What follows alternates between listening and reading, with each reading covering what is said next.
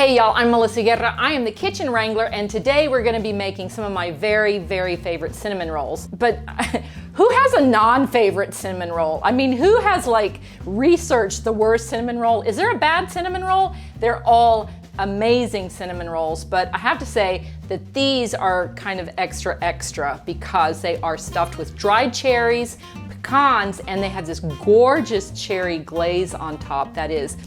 So I hope you enjoy this recipe for cherry glazed cinnamon rolls as much as I do. So let's get started on it.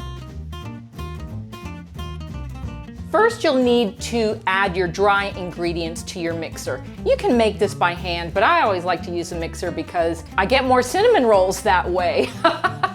Place 2 cups of bread flour, sugar, yeast, and salt in the bowl of a mixer. Add warm water and milk and allow it to mix for about a minute or so using the paddle attachment. Once the mixture is well combined, add a couple of eggs. Make sure that the eggs are room temperature so it doesn't mess with the yeast too much. Once the eggs have been well incorporated, start adding flour a little bit at a time, about a cup every time. Once the mixture becomes stiff and the dough starts to form, you need to switch out your paddle attachment to the dough hook so we can knead our cinnamon rolls. All in all, you're going to use about 6 cups of bread flour. Having an exact amount of flour is really never possible because flour has a tendency to absorb humidity, or sometimes you might use a medium egg, a small egg, but if you see that the dough is kind of fleshy, I don't know how to describe it any other way, but you can poke on it and it kind of bounces back, and that way you know that not only have you added enough flour, but that it's kneaded well. If you're a beginner baker, don't worry, you'll get the hang of it after a while. After you've added enough flour and the dough is completely kneaded, which in a mixer takes about 3 to 4 minutes, really not all that long. Remove the dough from the mixer and place it on a well-floured surface. Roll the dough out into a really large rectangle and sprinkle over cinnamon, dried cherries, and chopped pecans. Starting on the long side of the rectangle, roll up the dough so that you have this nice pinwheel log. Now, if you click onto my blog and you see the recipe, you'll see that I said you can make 16 cinnamon rolls with this recipe. That is true. But today, I am really wanting large cinnamon rolls, so I'm only gonna make 12. If I only get 1 cinnamon roll, I really want it to count. Cut your cinnamon rolls and place them in your well-greased baking pan. Now I'm gonna show you a trick. Usually cinnamon rolls take as long as bread does to allow to rise, which is 2 risings of 1 hour. But cinnamon rolls, you want to eat them in the morning, and I am not waking up at 2 in the morning to make fresh cinnamon rolls. So we're going to cover this baking dish with plastic, and we're going to pop the whole pan in the refrigerator. Now this slows down the rising process so that it will rise overnight, and in the morning they'll be ready for the oven. The next morning we're going to heat our oven to 375 degrees Fahrenheit. We're going to pull those cinnamon rolls out of the fridge. Look how much they rose. Is that not a miracle? It's an absolute miracle. These are golden brown and perfect and gorgeous, but we have to wait a little bit because they have to cool.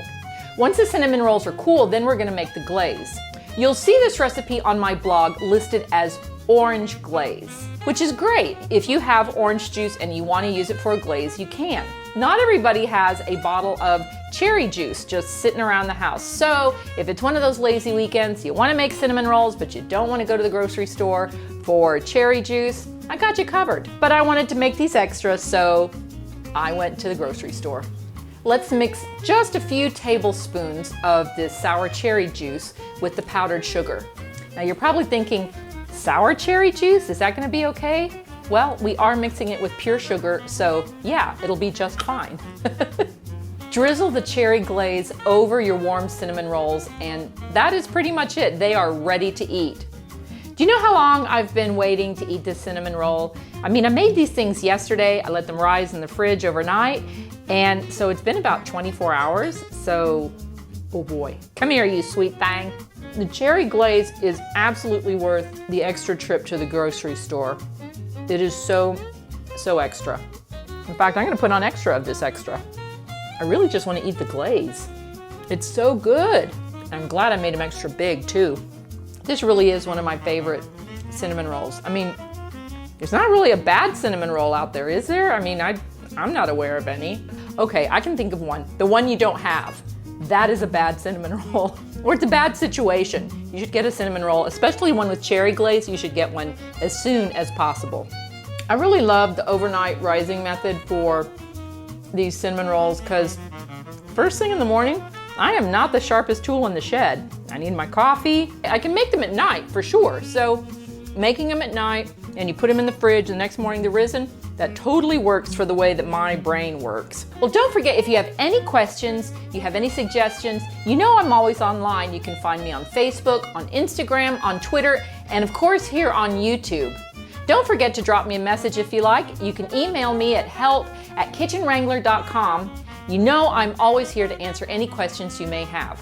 I'm Melissa Guerra, I'm the Kitchen Wrangler, and I'm looking forward to seeing you here at the ranch again soon. Bye now.